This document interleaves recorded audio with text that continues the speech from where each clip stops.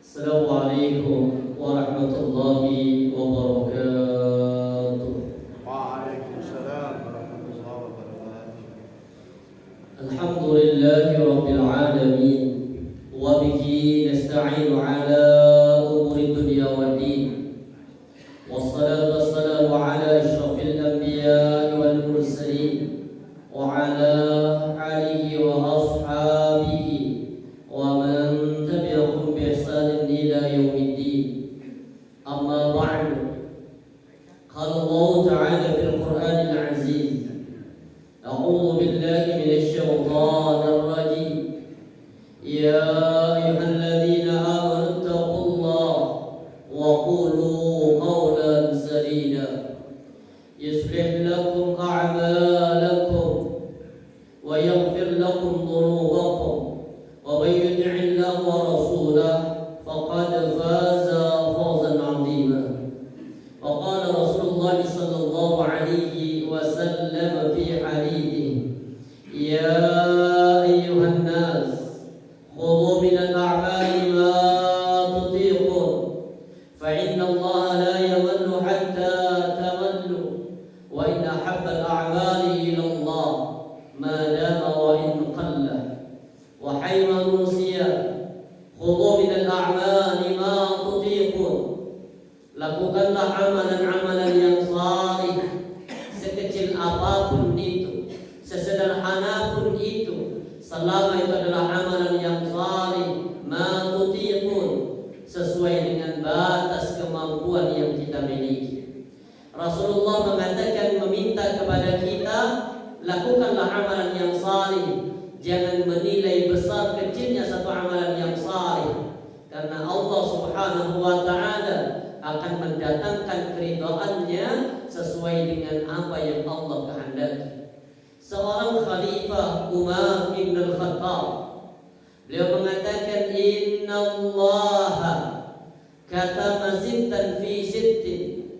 Sesungguhnya Allah Subhanahu wa taala menyembunyikan 6 perkara di balik 6 perkara. Allah menyembunyikan 6 hal di balik 6 hal. Salah satunya kata beliau, kataballahu ridha fi ta'ati. Allah menyembunyikan keridhaannya di antara ketaatan-ketaatan yang kita lakukan. Dalam satu hadis yang sederhana, Rasulullah mengatakan, innallaha la yarda 'alal abdi. Sesungguhnya Allah Subhanahu wa taala akan ridha terhadap seorang hamba ayyakulal aqlata fahamidahu 'alaiha.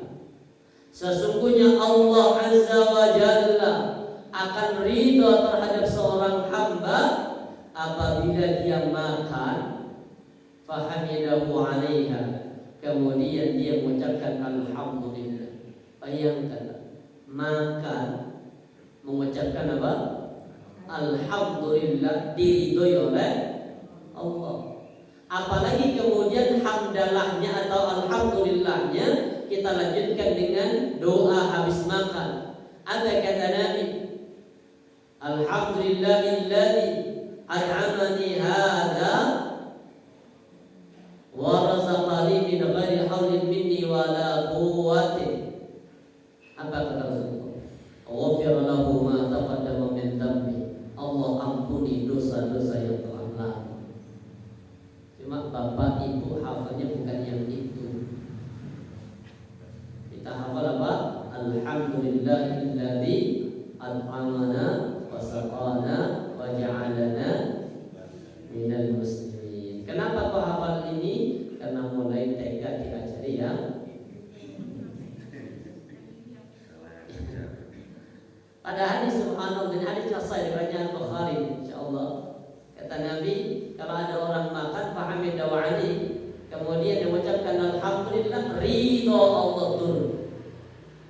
Wa ayyashraba syurbata, kalau dia minum dengan satu minuman apapun fahamidahu 'alaiha, dia kemudian memuji Allah dengan nikmat minuman ini, maka Allah ridha terhadap seorang hamba. Sederhana, kalau kita lakukan dengan istighfar istiqamah, disitulah kemudian bisa jadi mendatangkan ridho Allah Subhanahu wa Ta'ala.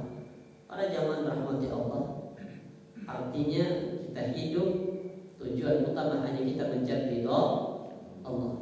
Makanya sekecil apapun amal saleh yang Allah berikan kesempatan kepada kita, kita lakukan karena kita nggak tahu mana yang mendatangkan ridho Allah.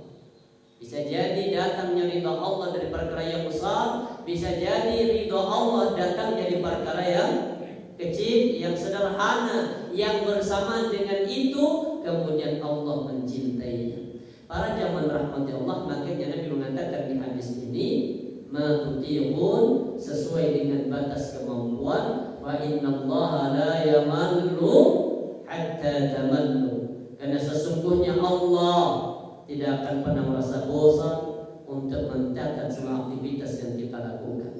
Dan hadis ini ditutup dengan kalimat yang sangat indah, kata Nabi, "Wa in ahabbal a'mali ila Allah ma dama wa in qalla", karena sesungguhnya amalan yang paling dicintai oleh Allah, amalan yang apa?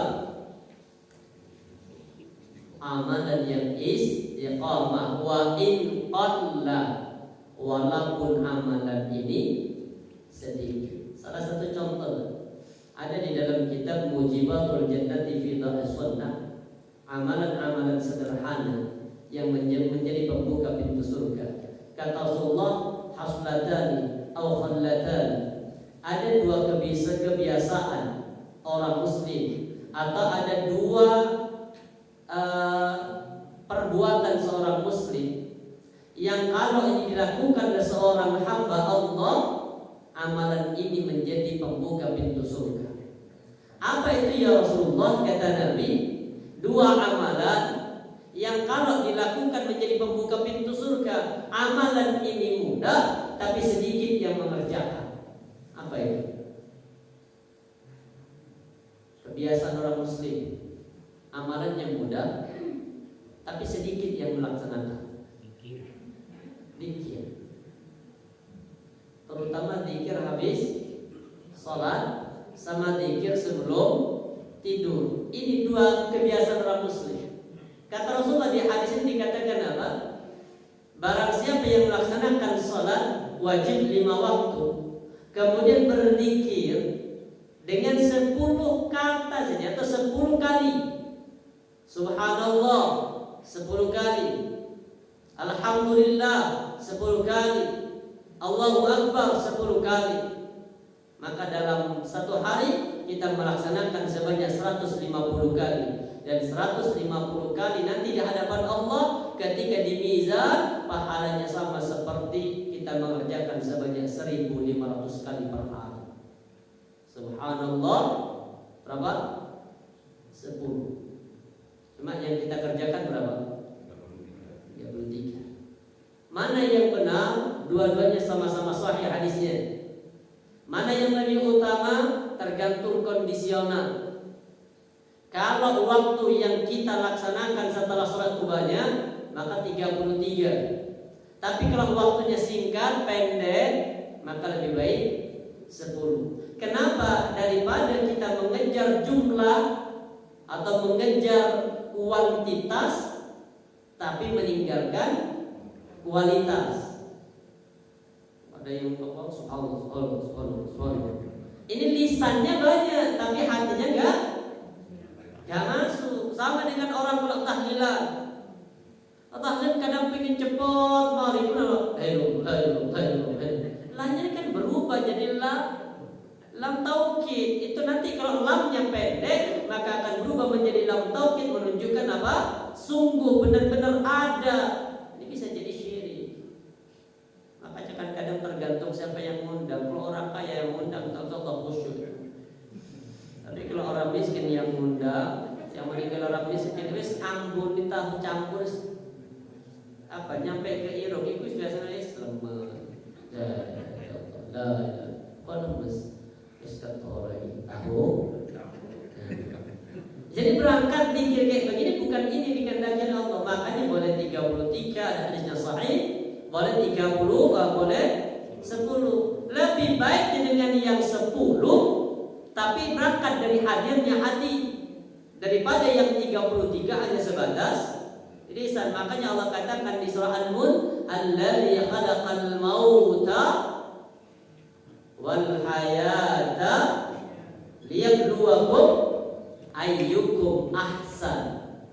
Bukan ayyukum aktsar. Allah enggak minta banyaknya, Allah enggak minta kuantitas, tapi yang Allah minta adalah kualitas. Ada orang yang pengen ngejar kuantitas seperti salat tarawih, pengen 23, tapi pengen cepat.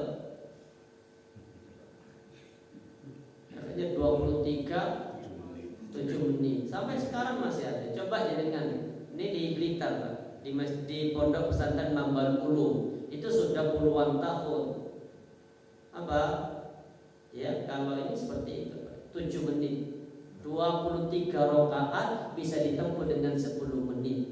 Kuantitasnya banyak, tapi kualitas tidak dapat. Ada yang juga sama di Madura, di Sumedang, itu 10 menit. Subhanallah. Jadi jangan kalau ingin sholat kayak begitu, insya Allah kuantitasnya banyak, tapi Allah tidak melihat itu. Yang Allah lihat apa?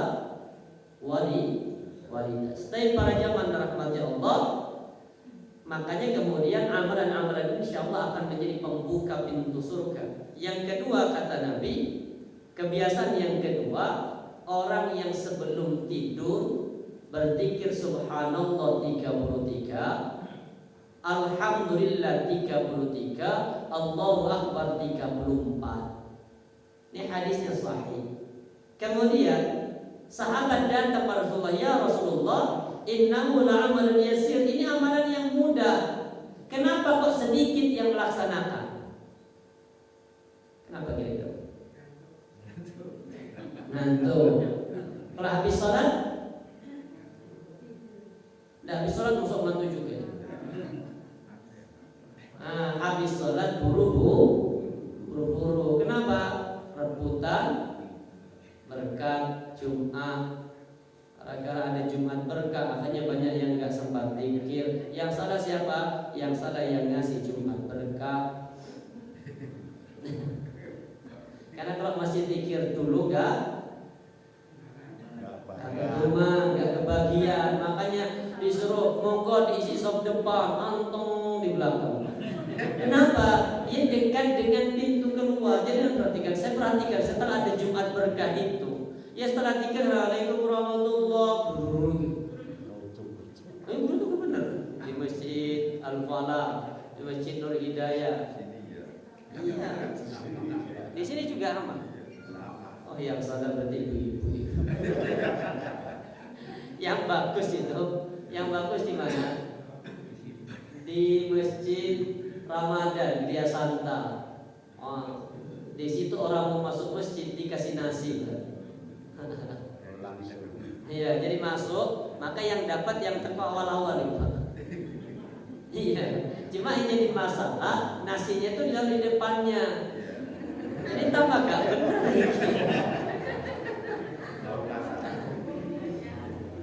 Tapi insya Allah anteng, Pak. Kenapa? Kan duduk kemudian mikir, iki lawi Padahal Nabi mengatakan apa? La salata bi hadratit ta'am. Jangan salat kalau makan, itu sudah dihidangkan. Lagi salat hidangan di depannya. Lagi kan kepikiran, sih kok ini. Saya sindir waktu kajian juga. Ya intinya satu, Pak. Kalau dikasih setelah salat, yang datang terakhir itu yang dapat. Iya. Karena datang belakangan, sopnya di belakang, pulangnya keluar. Gara-gara ibu akhirnya zikir ini hilang. Apa kata Rasulullah? Kenapa ya Rasul? Aslatan ini dua kebiasaan, dua amalan sederhana, tapi sedikit yang mengerjakan. Padahal nanti di mizan, di timbangan ini berat. Bahkan di hadis yang lain Rasulullah mengatakan kalimatan khafifatan fil lisan, thaqilatan fil mizan, wa habibatur rahman. Kata Nabi dua kalimat kalau dikerjakan mudah di lisan, ringan di lisan, berat di timbangan, dekat dengan Allah. Apa itu? Subhanallah wa bihamdi, subhanallah azim. Dua kalimat ini, Pak. Kalau Bapak istiqamah sambil naik mobil subhanallah bihamdi subhanallahil azim. Bapak atau mungkin lagi naik motor subhanallah bihamdi subhanallahil azim. Ini amalannya ringan di lisan tapi berat di timbangan dan dekat dengan Allah. Baik. Kemudian ketika ditanya kenapa kok sedikit mengerjakan ya Rasul, ini kata Nabi. Kemarin sudah pernah kita bahas, syaitan itu datang dalam kondisi apapun. Sudah kita bahas kan? Inna syaitan yahduru fi kulli sya'nin min sya'ni. Sesungguhnya syaitan itu datang dalam setiap aktivitas manusia. Kalau lagi sholat, syaitan datang. Pas sholat, syaitan datang. Apa datangnya syaitan? Memenuhi hajat kebutuhan manusia. Seperti sholat subuh, syaitan datang. Ibu, habis ini mau masak apa? Ini syaitan datang. Kemudian sama syaitan dikasih solusi. Apa solusinya? Ibu, masak rawon aja. Ketika sudah sholat, masih dalam sholat dikasih. Iya, rawon berarti beli daging 1/2 kilo. Terus lombok, apa lagi? Apa beli? Sok ada lombok. Ini jadi bayangan. Makanya ketika sudah assalamualaikum, ini yang menghalangi orang mau pikir. Apa? Ingat solusi dikasih ketika sholat dikasih itu, maka ketika habis sholat langsung berdiri. Kemana langsung berdiri? Ya ini memenuhi hajatnya. Sama kadang ketika kita sholat, kemudian ada bisikan, kunci di mana? Ini kan kadang dicari dalam sholat ketemu, ternyata kunci ada di dalam saku, di jaket, di kantung di belakang pintu. Maka ketika habis sholat nyoba langsung berdiri ke situ, ketemu ya Allah di sini. Alhamdulillah ya Allah barokahnya sholat. Jadi syaitan itu kalau waktunya orang sholat datang untuk memberi hajat, makanya sudah terhalangi zikirnya. Tapi kalau mau tidur, ketika sudah mau tidur, ini kebiasaannya orang saleh. Dan ini praktekkan sama Ali bin Abi Thalib sama Fatimah. Jadi kan kalau mau tidur ketika sudah berbaring, jangan pernah tidur kecuali sudah selesai berzikir sebanyak 100 itu. 33 subhanallah, 33 alhamdulillah, 34 Allahu akbar. Ini ketika sudah berbaring. Sambil apa? Tangannya gerakan atau mungkin pegang tasbih. Cuma kadang baru baca 3 kali. Nah ini syaitan di situ. Ketika kita mau berzikir berbaring, syaitan datang mengipasi. Ayo dang dulu. Kenapa? Biar tidak membaca ini. Karena kebiasaan orang mukmin 2 ini, dan itu akan menjadi pembuka pintu surga. Makanya Bapak belajar sama-sama, yuk kita sama-sama belajar ini. Habis sholat jangan langsung jangan, harusnya kalau habis sholat kan apa? Allahumma antas salam wa minkas salam. Ada sebagian Allahumma lantas jalan. Kenapa? Karena kebutuhannya sudah dipenuhi. Baik para jamaah, semoga amalan itu menjadi asbab orang husnul khatimah. Kenapa? Karena sedih Pak. Kalau ada orang di antara keluarga kita yang husnul khatimah itu perkara yang sedih. Makanya materi kita kesedihan saat su'ul khatimah. Bukan orangnya yang sedih saja, tapi yang ditinggalkan juga ikut sedih. Makanya Allah katakan dalam surah At-Tahrim ayat ke-6, surah yang ke-66 ayat yang ke-6. Apa kata Allah? Ya ayyuhalladzina amanu qu anfusakum wa ahlikum nar.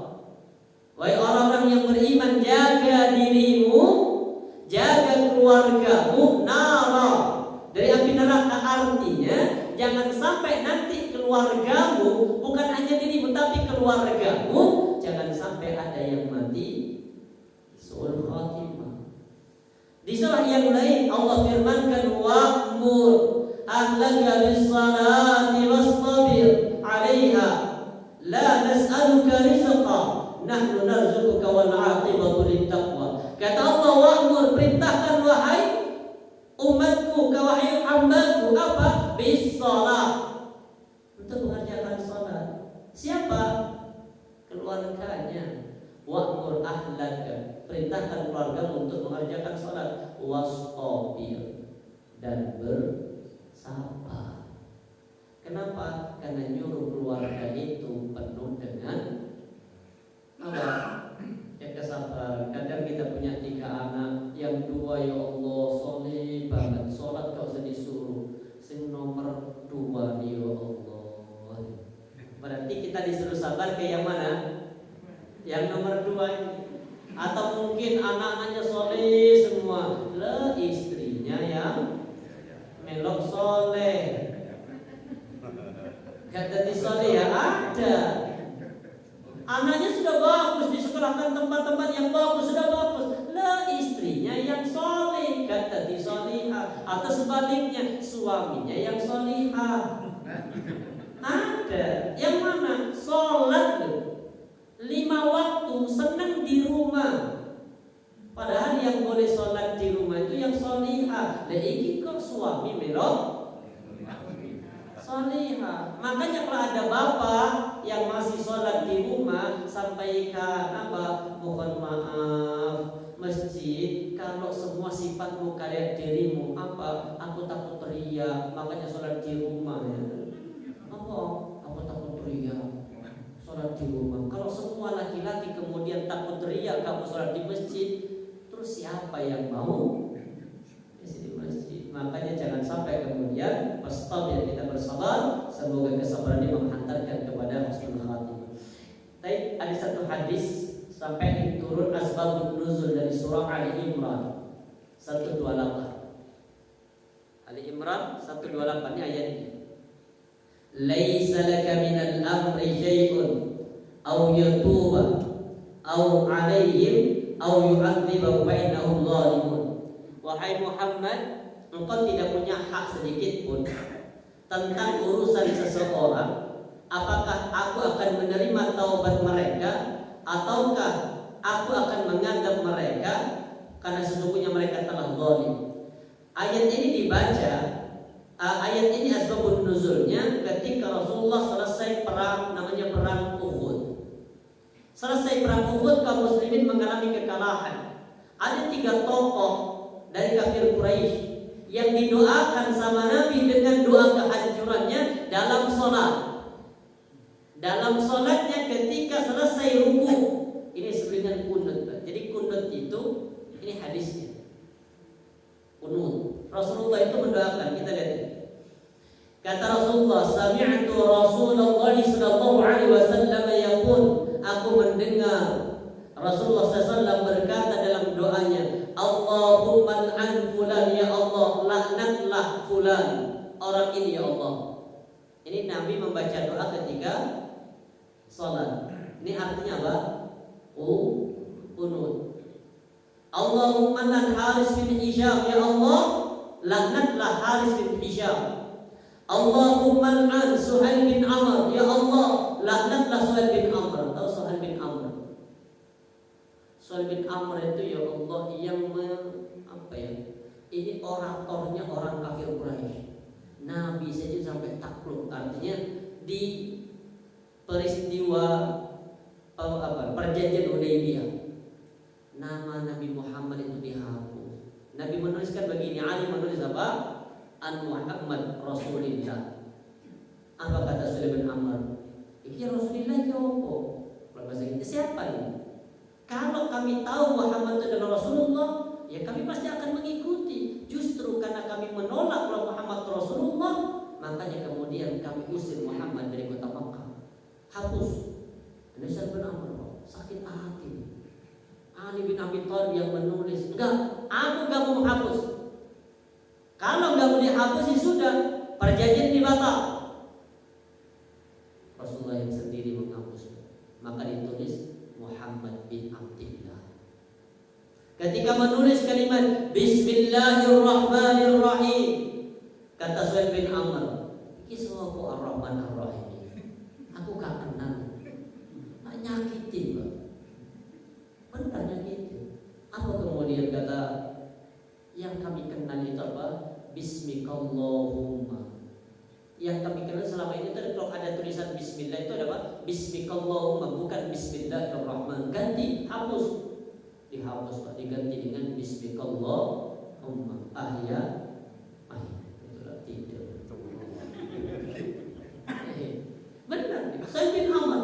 Maka di perang, namanya di perang Badar, Suhail bin Amr ketangkep.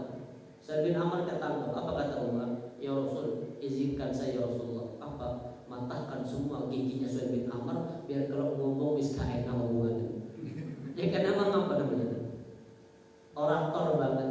Artinya kalau dia ngomong itu semuanya tetap lo gantung. Kata Umar, kata Rasulullah, oh coba. Kenapa? Siapa tahu nanti dia akan menjadi ujian di saat kita butuh. Benar. Suhail bin Amr ini doakan sama Rasulullah laknat oleh Allah. Ternyata enggak juga. Yang ketiga, Allahumma an Harits bin Hisham, Allahumma an Safwan bin Umayyah. Tiga tokoh kafir Quraisy yang paling vokal. Tapi ternyata ini rahasia Allah. Apa? Nabi bukan diterima doanya sama Allah, tapi diturunkan ayat ini. Pelajarannya begini, kalau semua yang membenci Islam kemudian didoakan keburukan, maka bisa jadi gak ada umat Islam. Kalau kemudian ya Allah laknat ini, nanti ada benci, laknat ini, makanya kemudian Nabi meninggalkan apa? Nabi meninggalkan doa keburukan dalam sholat. Kata-kata meninggalkan inilah kemudian terjadi perbedaan. Makanya kalau kata Imam Asy-Syafi'i, Nabi meninggalkan itu bukan meninggalkan doanya, tapi meninggalkan apa? Doa buruknya. Sedangkan doa baiknya tetap. Makanya diganti dengan Allahumma hdini fiman hadait wa afini fiman afait wa tawaffani fiman tawaffait, terus wa tawallani fiman tawallait. Dapat? Dosa hafal. Ya saya isi minggu tiap ya begini sih Pak. Ada masjid di Masjid Al-Falah sampai hafal. Cuma yang nggak hafal yang sembunyi, yang diem itu apa? Baru terakhir setelah diem, wassallallahu alaihi wasallam, itu yang berhafal. Tapi kalimatnya begini. Ternyata Nabi itu kalau kata Imam Asy-Syafi'i bukan meninggalkan kunutnya, tapi ditinggalkan apa? Doa buruk. Mana doa buruknya? Laknatlah ini, laknat ini, laknat ini. Maka ditinggalkan. Kalau kata Imam Abu Hanifah, Nabi itu meninggalkan itu artinya meninggalkan doanya, artinya nggak kunut lagi. Makanya kata Imam Abu Hanifah kunut subuh itu bid'ah. Kata Imam Syafi'i kunut subuh itu sunnah. Bapak ikut yang mana? Enggak, Bapak itu ikut Imam Ahmad. Apa kata Imam Ahmad? Wes aku gak melok bid'ah, gak melok sunnah. Terus apa? Aku bagian tengah-tengah. Yang tengah-tengah apa? Nabi itu kunut itu karena ada peristiwa. Maka kalau gak ada peristiwa berarti Nabi gak kunut. Makanya ini yang dipakai oleh Bapak. Apa? Kalau ada peristiwa kunut namanya kunut nazilah. Baik, ternyata tiga tokoh ini yang didoakan keburukan oleh Rasulullah berbalik. Apa? Fatatiba alaihim kullihim. Kemudian Allah menerima taubat tiga tokoh kafir Quraisy ini, kemudian menjadi hamba Allah dan masuk dalam kondisi muslim. Menunjukkan apa? Hidayah itu rahasia Allah. Karena yang Allah nilai itu bukan perjalanan hidupnya, tapi yang dinilai oleh Allah apa? Innamal a'malu apa? Ini. Wa innamal a'malu bi khawatimiha. Dan sesungguhnya amalan manusia itu tergantung di penutupnya, tergantung di akhir. Makanya diajarkan doa sama Rasulullah, hadis riwayat Ibnu Suraid. Apa kata Nabi? Allahumma ij'al khaira amali khawatimu wa khaira umri akhirah wa khaira ayyami yawma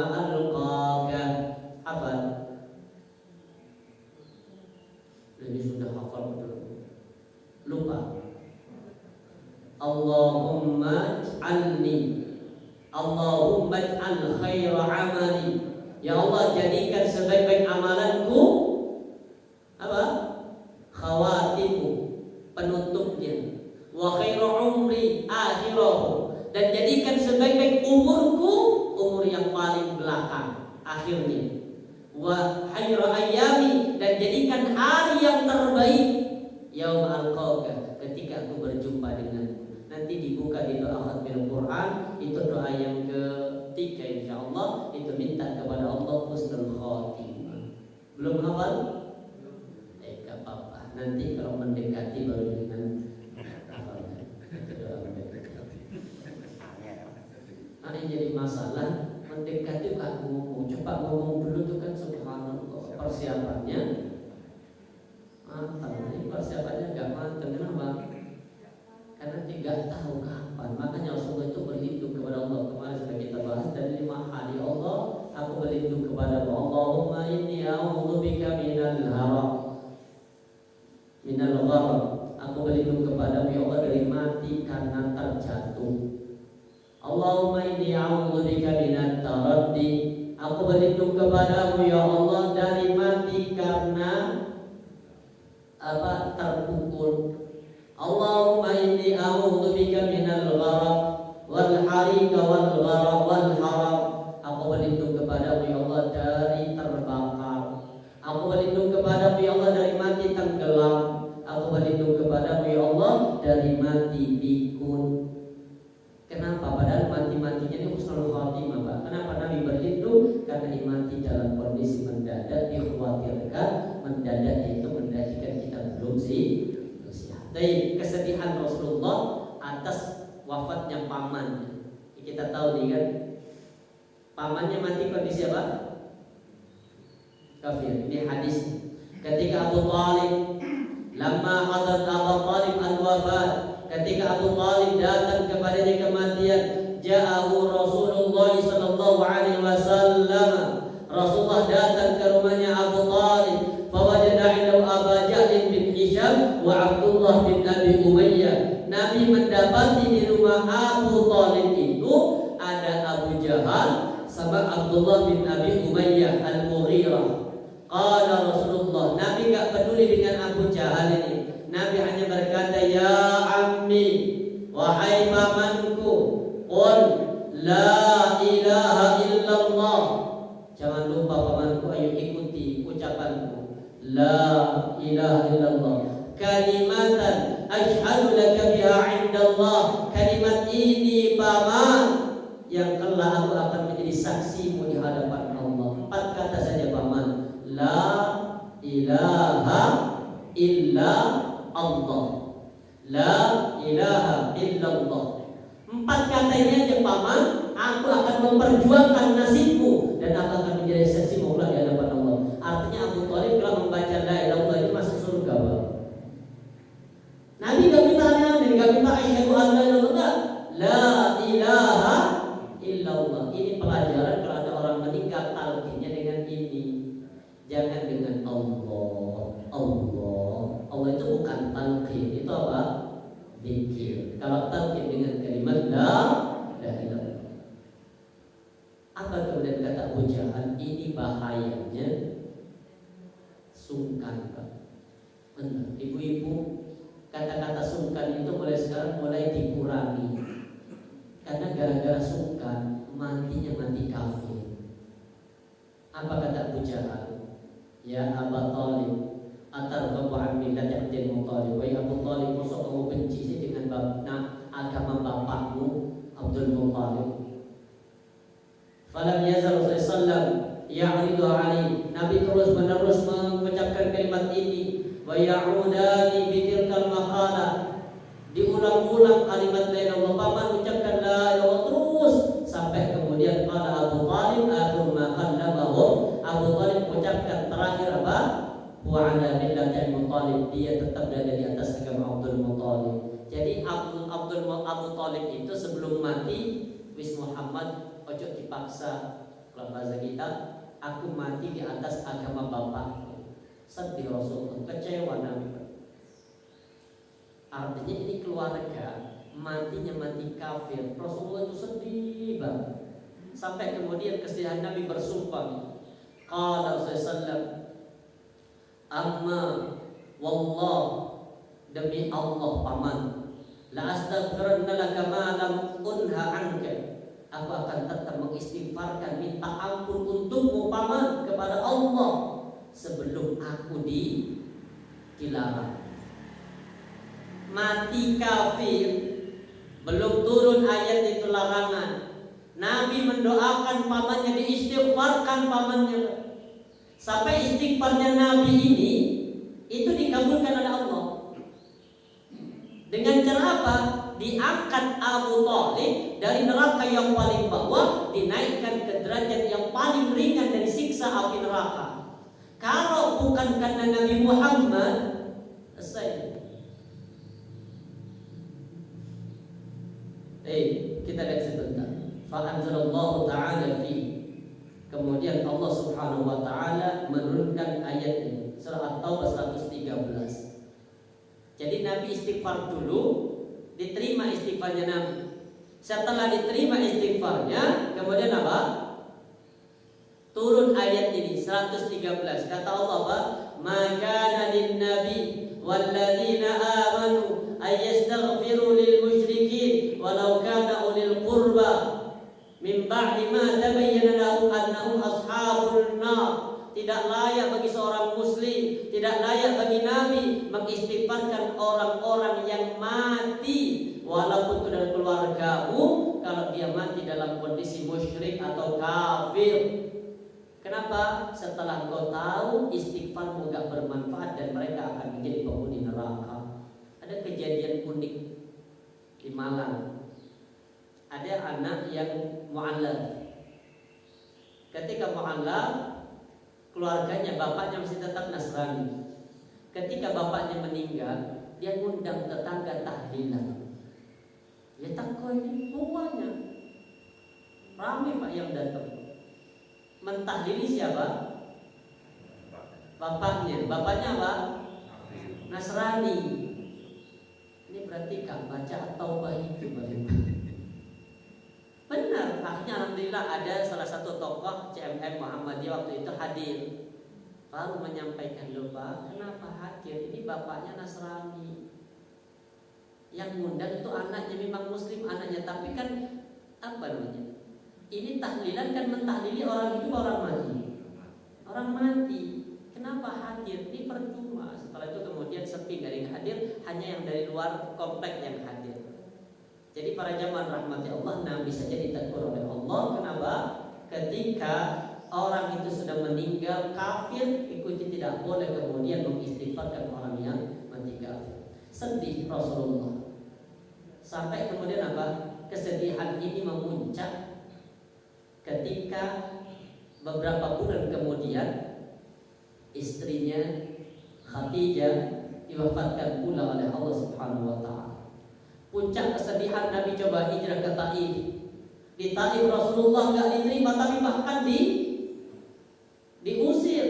Sedih tambah sedih Rasulullah. Puncak kesedihan dari semua permasalahan yang dihadapi oleh Rasulullah, puncaknya Nabi kemudian di Isra dan Mi'raj. Makanya peristiwa Isra Mi'raj itu Allah ingin membahagiakan hati yang sedang sedih. Makanya kalau nanti di tanggal berapa Isra Mi'raj? Sabtu besok ya. Pas kajian itu nanti kalau ada kajian suruh bahas tentang sejarah Isra Mi'raj, biar paham kenapa kesedihan bagi seorang muslim itu pasti akan ada titiknya. Kalau sudah mencapai pada titik kesedihan itu, kesabaran, Allah akan kembalikan itu yakin. Makanya juga Rasulullah sedih ketika Nabi kehilangan kontak dengan malaikat Jibril. Ya, bukan kehilangan, artinya malaikat Jibril itu gak datang. Gara-gara apa? Nabi lupa bilang insya Allah. Wala taqulanna li shay'in inni fa'ilun dzalika ghadan illa ayyasha Allah. Makanya kemudian turun surah Al-Kahfi. Kisahnya kan ada dua orang kafir Quraisy datang ke Madinah. Orang Makkah ke Quraisy, bukan muslim Quraisy, datang ke Makkah. Apa yang ketemu dengan pendeta di kampung kami ada sosok laki-laki ngaku nabi. Gimana wahai pendeta? Karena pendeta yang berpegang teguh dengan kita bahwa Injil, masih istiqomah dengan itu, intinya belum berubah. Apa kata pendeta? Wes gini ya, kalau memang dia ngaku nabi, titip 3 pertanyaan. Kalau dia bisa jawab, itu adalah nabimu. Itu nabi yang terakhir yang sesuai dengan kitab ini. Tapi kalau nggak bisa jawab, dia berbohong. Aku pasrahkan urusan itu kepadamu. Dititipin 3 pertanyaan. Apa 3 pertanyaannya? Di surah Al-Kahfi 3 pertanyaan. Belum hafal? Oh ya, pertanyaannya belum ingat. Pertanyaan pertama apa? Kata ini, tolong tanyakan. Laki-laki sekerombolan anak muda yang melarikan diri dari satu negeri, kemudian diselamatkan oleh Allah di dalam gua. Tolong tanyakan. Kalau dia bisa jawab, berarti itu nabi. Pertanyaan yang kedua, tolong tanyakan, raja yang menguasai arah timur dan barat itu siapa? Kemudian yang ketiga, tanyakan tentang roh. Nabi Muhammad bilang, oh kalau hanya itu, tapi ingat ya, kata Nabi, kalau benar nanti jawabanku, maka kau harus ikut beriman bersamaku dengan kaummu. Siap? Benar. Ternyata dia bilang apa? Besok saya jawab. Ternyata besok malaikat gak datang. Besoknya lagi gak datang. 10 hari gak datang, sampai orang-orang sudah mulai apa? Mulai menuduhi Muhammad berbohong. Tanpa sadar Rasul. Hari yang ke-15 belum datang.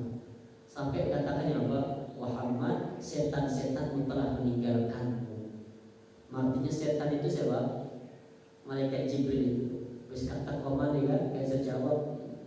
Hari yang ke-16 datang, tapi bukan bawa jawaban, tapi turun surah Al-Duha. Ma wadda'aka rabbuka wa ma qala Muhammad. Rabbu tidak akan pernah menyanyiakanmu, tidak akan meninggalkanmu Muhammad.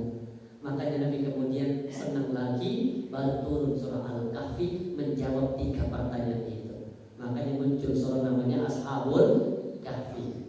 Kemudian kisah tentang Zulqarnain, yang raja yang menguasai arah timur dan barat siapa? Zulqarnain di surah Al-Kahfi. Baru yang terakhir kemudian Ruh, tentang Ruh. Ini para jamaah rahmat Allah, Nabi sedih ketika pamannya meninggal dalam kondisi kafir. Bahkan juga Nabi menangis di hadisnya sahih. Ketika apa? Ketika beliau mengunjungi kuburan ibunya.